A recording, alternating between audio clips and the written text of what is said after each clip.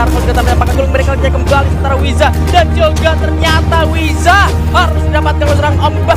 Kita melihat ternyata Ses yang masuk ke dalam zona sudah mulai tampil oleh karena Aura. Boleh pasang serang tanpa dengan boleh langsung dihajar bisa-bisa oleh Ses tapi kan sama satu orang Thanos bertajam berapa kali sebelum reviving posisi ke-8 sementara Siren juga menahan pergerakan dari Aura dan sekarang terlihat ada Chronivos dengan 5 kill. Nyair Scepter dengan mereka juga menembak ke arah sana berlari ke Zironi.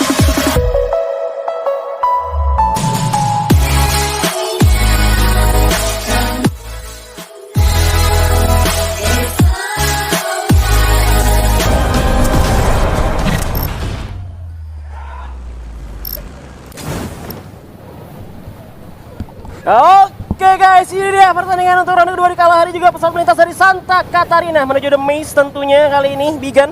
Ya, lebih adil ya daripada game yang pertama tadi di Bermuda, di mana pesawatnya agak sedikit lebih ke kiri dan sulit untuk para pemain bergerak menuju ke sebelah kanan dari map. Sementara untuk di Kalahari sekarang, pesawatnya benar-benar membelah rata dan setiap tim memiliki areanya sendiri. Bahkan dari DG pun tidak ada gangguan sama sekali, sama seperti sebelum-sebelumnya di Stone Ride. Benar, tapi di Bayfront kita lihat ada dua tim di sini, Siren dan juga First Rider nampaknya yang udah melakukan tembakan juga dari arah Siren.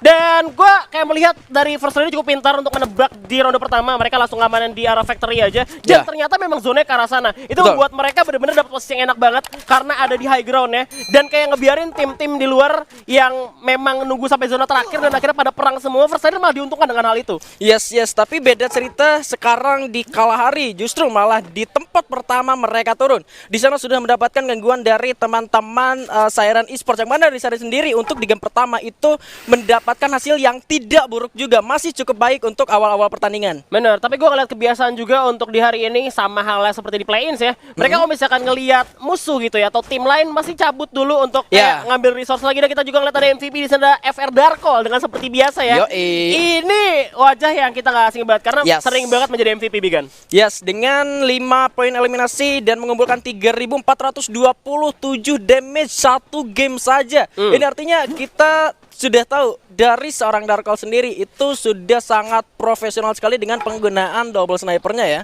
Bener, pastinya. Dan bener-bener kayak nyusahin lawan banget. Ya. Dan kalau kita lihat kali ini benar-benar First Rider-nya coba untuk cabut dulu dari Bayfront. Dia nge-looting terlebih dahulu, ngambil resource sebanyak mungkin.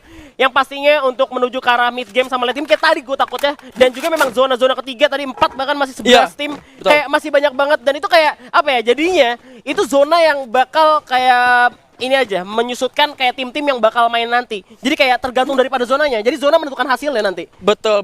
Zona menentukan hasilnya dan memang dari zona juga menentukan kemana mereka akan bergerak. Sekalipun kayak sekarang kita punya pattern dari tengah menuju ke sebelah kanan. Tapi kalau zonanya menarik ke sebelah kiri, tidak mungkin untuk kita bergerak menuju ke sebelah kanan. Itu yang membuat setiap tim bertemu di akhir-akhir pertandingan. Seperti yang lo bilang tadi, zona ketiga, zona keempat, bahkan masih 11 tim ya. Dan menariknya, tim SES itu nggak bermain seperti dia tuh di regular season.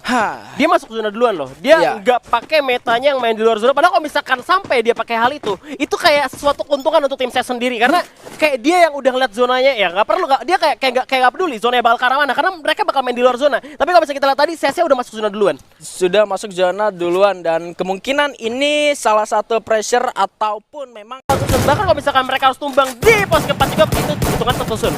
Nah, ini dia yang terbawah dan juga teratas, di mana First Rider sudah terkena tembakan cukup sakit dari Onyx Olympus. Rupanya satu orang berhasil take down, tapi Darkol juga tertembakkan cukup sakit di sana, masih bisa berlindung terlebih dahulu. Ada Kronos coba untuk dipecahkan lagi oleh Zixia, tentunya sedang satu penggunaan Baretta, tapi Darkol menyiapkan satu grenade dilemparkan ke arah depan meledak, namun masih belum terkena siapapun. Jars sudah melakukan flanking membelah lautan, sudah ada satu glow juga dipasang di sana, bakal melakukan penyerangan ke arah First Rider yang bakal ditusunkan tentunya oleh para player dari Onyx Olympus, tapi bakal jadi sulit juga untuk Onyx Olympus kalau misalkan mereka terlalu terburu-buru dan tergesa-gesa. Iya, posisinya sebenarnya lebih enak ke First Rider. Mereka punya compound, mereka punya building juga. Sedangkan dari Onyx sendiri meskipun ya mereka nggak ada, dia sebenarnya nggak ada alasan untuk ngajar First Rider sekarang. Tapi udah nggak bisa cabut juga sebenarnya karena keluarnya open field. Tapi kalau misalkan buat nahan juga takut ya zona berikutnya nggak ke arah mereka bakal ribet. Jadi Jadi mereka bakal coba ngambil teritori dulu sebelum ada third party datang. Betul, sebelum ada terpati di sana Jars ternyata sudah tertake posisinya, sudah terkena tembakan cukup sakit, masih bisa menggulung mereka gini dan ternyata bahkan harus dikenakan oleh seorang Sauzer ke bagannya. Coba dibalaskan. Onyx kali ini masuk dengan gloves yang harus dipasang ke depan, tapi cukup sulit juga di mana Wiza berada di satu pohon dan Zixia coba untuk mundur terlebih dahulu menarik diri Zixia. Masih bisa dipasang satu gloves dan menggulung mereka kembali sementara Wiza dan juga ternyata Wiza harus didapatkan oleh seorang ombak dengan tembakan 14 kali mematikan. Sulit untuk diselamatkan. Ini menjadi sulit untuk Onyx Olympus dan menjadi boostingan lagi untuk First Rider, tentunya mendapatkan 2 poin eliminasi dan memukul mundur Onyx Olympus. Ya, seperti yang gue bilang, memang mereka nggak ada alasan sebenarnya untuk ngambil teritorinya First Rider sekarang karena mereka masih di dalam zona pertama dan juga posisi mereka itu kalah sama First Rider karena posisi First Rider itu cukup enak dan aman untuk ada di atas high ground. Betul, gue setuju. Dan sekalipun dari Onyx Olympus ingin komit melakukan racing ke arah First Rider, itu perlu membuang, tapi untuk di Kalahari sudah berada di dalam zona dan ini dia 3 tim, bahkan ternyata sudah ada 5 karena ada UAV juga di sana. Bion berhasil dapat seorang Borgai di sana dari tim Ranix Esports. Entah dari arah mana seorang Bion berhasil mendapatkan 1 poin eliminasinya. UAV-nya benar-benar jahat, benar-benar jadi kang cepu. Ternyata di sana Heinz berhasil dapat Arul dengan tembakan dari AN94-nya berhasil confirm menjadi poin eliminasi di N, karena kalau nggak nge-N nggak Wah, ini udah ada ini juga UAV juga ya, dan EOG udah ngeliat posisi dari adanya DG sama Dranix tuh bisa kelihatan kayak satu squad gitu, kayak satu tim. Bahkan ada Siren juga karena kelihatan merah semua, ada aura juga. Jadi dari IOU sendiri harus lebih menahan kesabaran. Jadi jangan terlalu emosi untuk ngehajar lawannya. Kayak udah dapat poin kill kayak gitu itu udah lumayan banget. Tunggu sampai musuhnya ada tembakan lagi, kita lihat lagi kira-kira ternyata oh ini clash, ternyata musuhan. Jadi lu bisa tahu nih, lu bisa nge-flanking dari sisi mana? Yes. Dan dari area command post sendiri belum ada yang mengisi area tower paling atas ya. Monasnya command post kalau bisa gue bilang tuh biasanya selalu ada user sniper yang harusnya berdiri di arah sana. Dan kita melihat ternyata Ses yang masuk ke dalam zona sudah mulai tahan oleh para player dari Aura, di mana Gans dan diberikan 2 orang dari Ses Mizu bakal langsung diras. Sudah dinyalakan krononya juga langsung masuk menuju ke pertahanan dari Ses Mizu, tentunya ditembak dengan pelemahnya masih belum kena, digocek-gocek aja dari Ses Mizu masuk ke dalam rumah. Tentunya Deadly terkenok, masih bisa untuk diselamatkan kembali. Amek juga masuk, tapi dari Ses mencoba untuk menahan terlebih dahulu. Jojo-nya juga masih menggulung Miracle Kit. Sementara itu ledakan dari 1-2 bom juga sudah mulai terdengar dan Ses berhasil mendapatkan satu obstacle-nya. Masih bisa mencoba untuk menyerang balik ke arah Aura. Oleh pasangan serang tantas dengan yang menembak, dapat 1 orang Fa dari sana tersungkurkan, terknockdown. Mau di end tapi masih cukup sulit juga. Masih ada Amek juga membalaskan, tapi Amek juga tersungkurkan. 2 orang terakhir dari Aura Esports kali ini, Gans yang berada di tower dan juga 1 orang Deadly yang cukup sulit untuk membackup teman-temannya. Itu launchpad yang hafalan banget, mereka dapat 1 rumah juga dan kalahnya tadi karena ada double vector lawan MP5. Dan kayaknya masih war lagi kali ini karena Ses bakal naik atas tower. Malah diras balik kali ini, Auranya mana bang di atas tower langsung dihajar bisa-bisa oleh Ses, tapi Gans dapat 1 orang Thanos dikenakan begitu saja. Data juga masuk, Jojonya sudah tersungkurkan oleh seorang Gans kali ini. Gans, Deadly-nya juga dapat 1 orang Not dan malah Sesnya yang rata, ya ampun. Itu dia shotgun dan juga SMG yang kuat banget di jarak dekat dan gagal karena ada duel juga, tapi bakal ada war lagi karena DG juga dengar suara tembakan. Bahkan Dranix juga ikutan, IOG bakal coba melipir ke arah luar terlebih dahulu. Sedangkan dari Aura bakal ngamanin towernya. Duh, kita cukup sabar karena udah dapetin 4 koin eliminasi juga. Kuat banget Mas Deadly, Mas Gan. Gila 2 lawan 4 loh itu Bang Lihan. Dan terdengarnya suara tembakan mengundang DG Esports dan juga Dranix untuk itu kan banget, apalagi seorang Deadly mengundang tim-tim yang lain untuk melakukan jarak dekat. Sementara Iki di arah lain berhasil banget seorang Justin dengan VSS-nya langsung dipulangkan sekarang lobby. First Rider masih mendapatkan zonanya, tapi ketemu lagi sama Onyx di sana. Tayo juga harus dipulangkan ke lobby. Kembali bertemu dan 4 poin eliminasi diamankan oleh First Rider Deban dan bahkan zonanya sudah diamankan oleh First Riders. Iya, kita lihat aja nih zonanya bakal dapat lagi atau enggak. Biasanya kalau misalkan pada lagi ngumpul semua mereka rata-rata udah pakai info box, tapi IOG mulai mengamuk kali ini. 2 orang terknockdown dari DG Esports. Jafra bakal sebelumkan reviving, ada Abak Cigar dengan faktornya bakal mengenai serang Lord di sana. Cuma turun terlebih dahulu, Sekarat pasang lual dulu, tapi dari atas serang Abak coba ke jumpsuit. 2 gol pasang serang Lord, cukup sakit zonanya. Coba untuk melipir, memutar, ada Hem juga di sana. Bion masuk ke pertahanan dari DG tentunya, tapi zonanya sudah cukup sakit juga. Sayang sekali harus dilakukan 1 orang. Jafra sudah mulai turun, Abaknya udah knock. Faix Sekarat sudah kali ini masuk ke dalam zona selanjutnya. Dranix juga menahan, ada Aura di luar sana. Razor menembak ke arah depan, Souza berhasil sang Fatman di sana. Lord masuk, RRQ dulu yang dari tadi nggak kelihatan harus terpulangkan ke lobby dan Jafra masuk ke kandang ayam isinya harimau bosku. Terpulangkan ke lobby. Island of Gods masih hidup, sementara di sana Dranix pun dieliminasi posisi ke-8. Sementara Siren juga menahan pergerakan dari Aura yang dipulangkan di posisi ke-7.